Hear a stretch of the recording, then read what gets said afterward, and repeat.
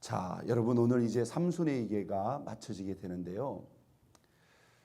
자, 좋은 예일 수도 있지만 안 좋은 예를 통해서도 하나님은 우리에게 많은 교훈들을 주신다고 했습니다.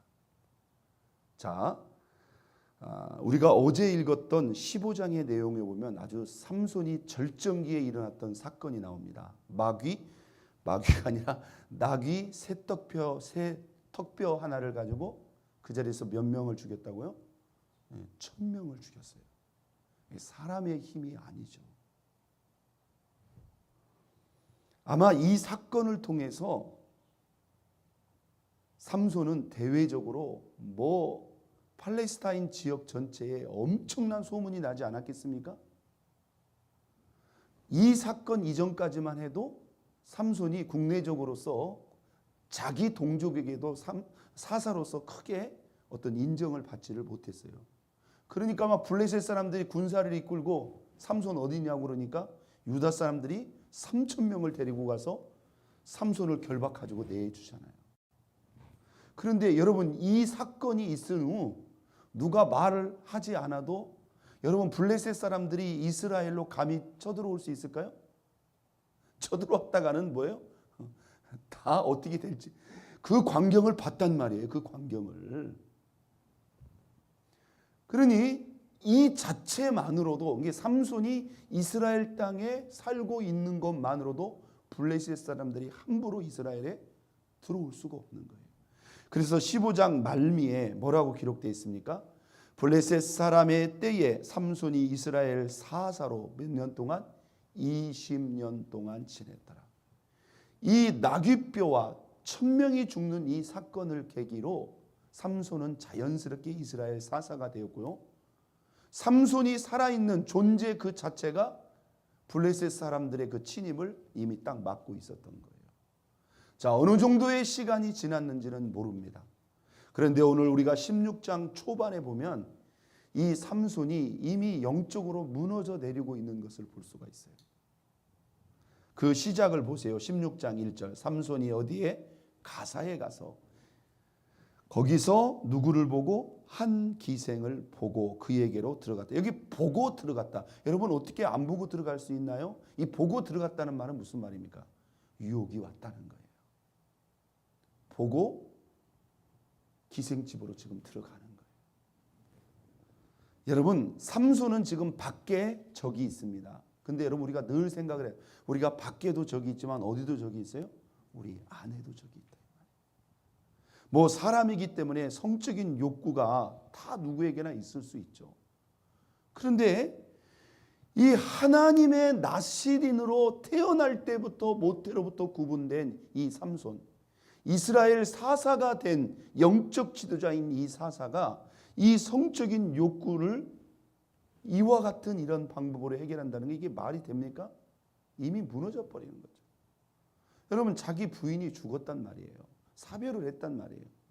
그러면 자기가 어떤 정상적인 방법으로 다시 결혼을 할 수도 있잖아요. 그런데 기생집에 들어가서 이와 같은 방법으로 이 자체가 이미 삼손은 뭐예요? 이미 내부적으로 무너지고 있는 거예요. 우리가 오늘 이 본문의 이야기를 딱 읽어보면요. 삼손의 모든 힘의 근원이 그냥 머리카락 그 자체에 있는 것처럼 우리가 착각할 수가 있어요. 그럴까요? 여러분 그렇지 않습니다. 삭도를 대지 말라라고 하는 나실인의 명령이 이미 이 사람이 태어나기 전부터 이 사람에게 주어졌어요. 그 명령을 지킬 때에 하나님이 이와 함께 하는 거예요. 저는 그가 머리카락이 잘리기 이전에 이미 16장 초반부부터 그는 이미 영적으로 무너져 내리고 있었던 겁니다. 자, 뭐든지 한 번은 쉽지 않은데요. 두 번은 그냥 쉽게 넘어갑니다. 한 번 이런 사건이 있더니 그 사람이 또 어디로 갑니까? 자, 4절에 보니까 이후에 소래골짜기 그 유명한 이름이 나옵니다. 들릴라라 이름하는 여인을 사랑한다. 역시 이방 여인이에요. 그리고는 어떤 정식적인 결혼의 과정도 없이 그냥 그 여인에게 들어가서 사는 거예요. 이게 다 뭡니까? 그 정욕을 내려놓지 못하고 그 정욕을 따라 행하고 있는 그 모습이 보여지고 있는 거죠. 그러니까 블레셋 사람들이 이 드릴라를 어떻게 하는 거예요? 달달 볶는 거예요. 은 1100개를 제시하면서 도대체 저 삼손의 큰 힘의 근원이 무엇인가? 이 삼손을 해결하지 않고서는 블레셋 사람들이 이스라엘 사람들을 어떻게 할 수가 지금 없는 거예요. 그러면서 계속 그 힘의 근원이 무엇인지를 찾아내라고 말합니다. 그러니까 이 삼손이 있잖아요. 마치 자신의 힘의 근원을 가지고 이 드릴라와 블레셋 사람 사이에서 이렇게 밀고 당기면서 힘겨루기를 합니다. 자, 3번을 속입니다. 그런데 여기서 우리가 이 본문을 딱 보게 되면요, 지금 이 사람들이 계속 삼손에게 그 힘의 근원을 가르쳐 달라는 거예요. 저는 이 본문의 말씀을 읽으면서요, 오늘 저와 여러분에게 이렇게 한번 적용했으면 좋겠습니다. 여러분, 하나님의 백성된 그리스도인 저와 여러분의 영적인 힘의 근원과 실체는 무엇일까요? 여러분, 무엇입니까? 자, 삼손이 3번은 다 속였어요. 그런데 이 3번째는 뭐라고 말합니까? 13절 하반절에 보니까 나의 머리털 7가닥을 배실에 날실에 섞어 짜면 되리라. 자, 어디까지 갔어요? 자기 머리까지 갔어요. 여러분, 우리가 이 말씀을 잘 보면은요, 이 삼손이 자기에게 여전히 힘이 있는 거예요. 자기가 지금 이런 삶을 살고 있는데도 여전히 힘이 있는 거예요. 그러면서 있잖아요, 어디까지 갔어요? 지금 머리까지 갔어요. 이걸 우리가 자세히 다른 각도에서 보면 삼손이 거꾸로 누구를 시험하고 있어요? 하나님을 시험하고 있는 거예요. 이렇게도 한번 해보고 저렇게도 한번, 그래도 힘이 여전하네. 그러더니 나중에는 뭡니까? 결국 가르쳐줘요. 우리가 오늘 본문 16절을 봅니다. 날마다 3번을 속였음에도 불구하고 이 드릴라가 포기해요, 안 포기해요? 안 포기합니다. 여러분, 이게 사단의 뭐예요? 집요한 유혹입니다. 사단의 집요한. 여러분, 삼손의 약점이 있어요. 한 가지만 말해보세요. 삼손에게 어떤 약점이 있어요? 여자의 약점이 있어요. 근데 악한 영들은 그것을 알아요, 몰라요? 알아요. 돈이 약한 사람이 있어요. 이렇게 성적인 유혹이 약한 사람이 있다 이 말이에요. 이걸로 끝까지. 자, 16절 날마다 그의 말로 그를 재촉하여 조름해 삼손의 마음이 번뇌하여 뭐함이라? 죽을 찌게. 그 큰 힘, 그 큰 힘을 가지고 있는 이 삼손이 정작 누구에게 약해요? 연약한 여자에게 약해요.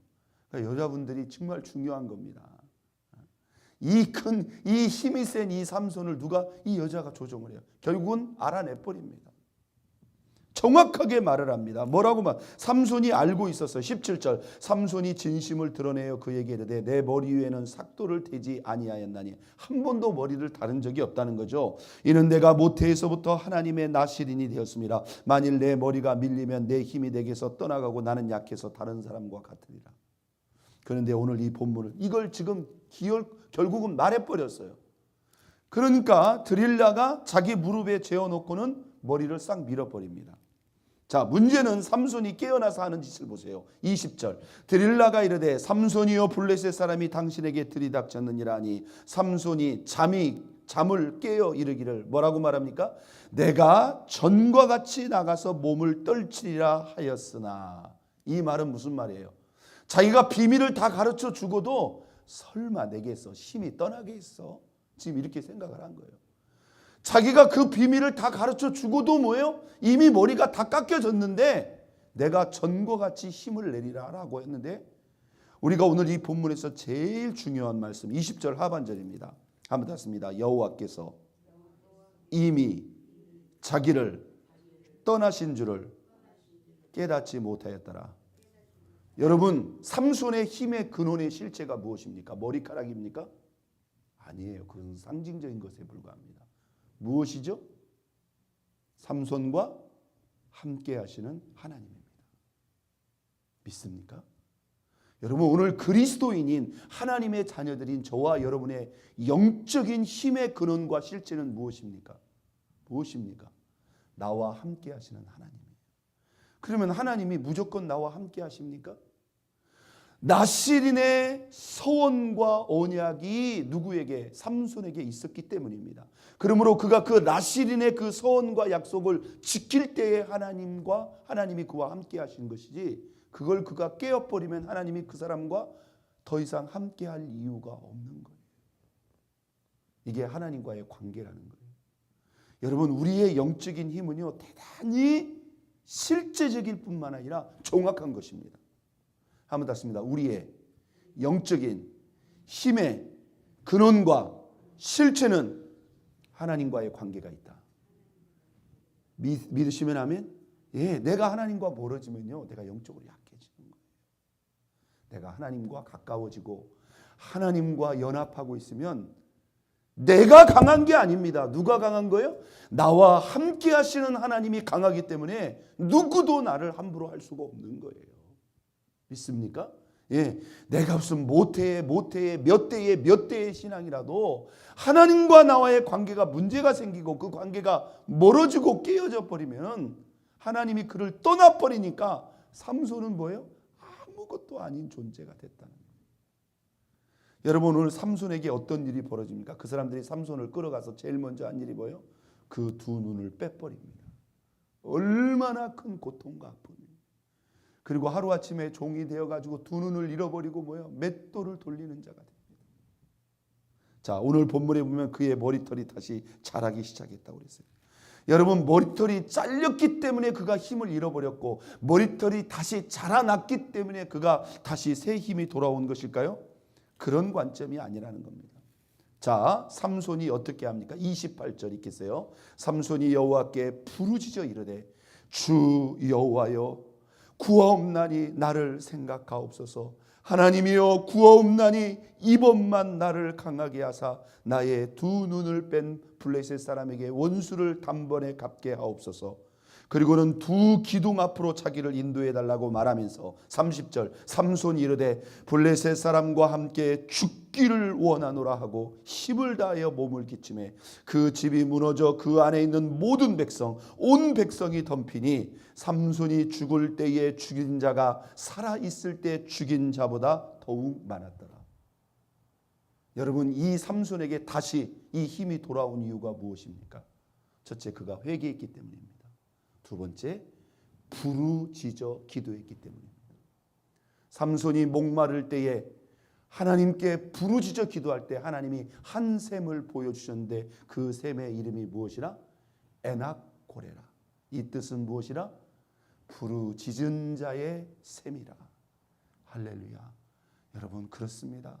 우리가 잠시 방심하고 장심이 흠틀어져서 하나님과 멀어졌다 할지라도 오늘 우리가 회개하고 다시 부르짖어 그 하나님께 돌아가면 하나님이 우리에게 다시 오신다는 거예요. 믿습니까? 예. 여러분, 우리들의 힘의 근원의 실체와 근원은 무엇입니까? 나와 함께 하시는 하나님이에요.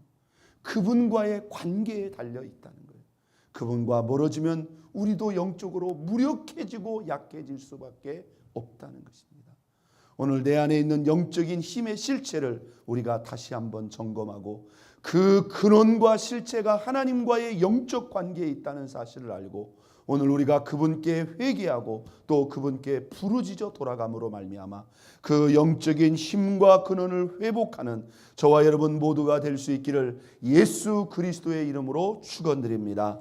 우리 이 시간 다 같이 주여 세 번 부르고